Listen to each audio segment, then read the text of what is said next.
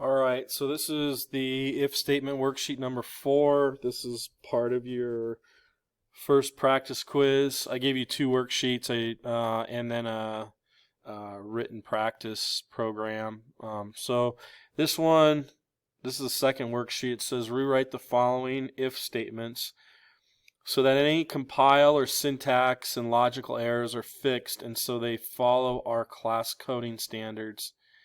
Required use of curly braces, good indentation, etc. Reread the lecture notes if necessary. Okay, so I'm just going to scroll down where I've got the answers and go through them with you. So you can't, this would be almost more like Python. You can't do this in Java. You must have opening and closing parentheses around the Boolean condition.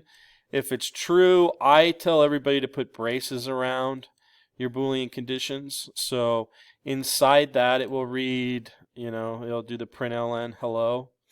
But this will give an error because it doesn't have the parentheses around the Boolean condition.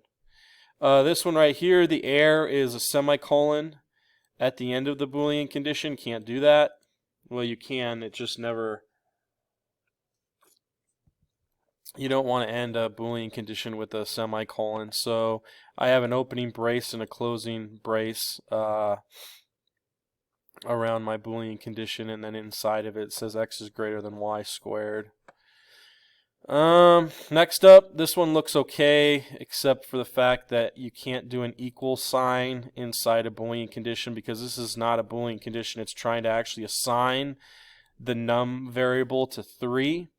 You must use equal equals when you're checking for equality among primitive data types like integers.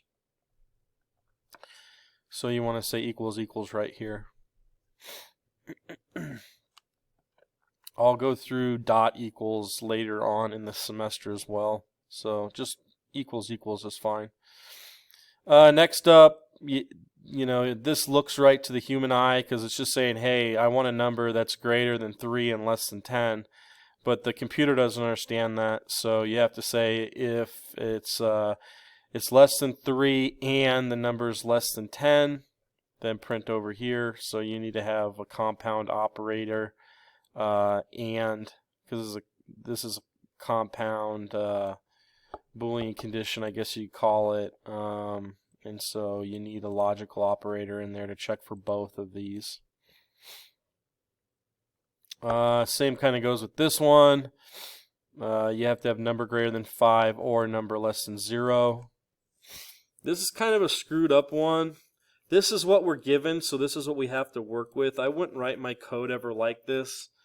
But again, this is what we're given, so this is the best I could come up with. If grade is greater than 80, then we check to see if it's greater than 90. If it is, and your grade's an A, else it's a C. Actually, if your grade is not greater than 80, then we're just giving C's out. If it's greater than 90, it's an A. Let's say if it's 85, though, then nothing happens because it's greater than 80, but it's not greater than 90. So it's like almost like it just ends right here. So again, this would still be silly string code, and you would never want to program like this. But this is what we're given, so this is the best I could come up with, I guess. So make sure you guys print this out, write down your answers, and then come back and check your work and see if you came up with the same thing, because this is the kind of stuff I'll put on a quiz or a test and you're going to be responsible for it, okay? So this video's done.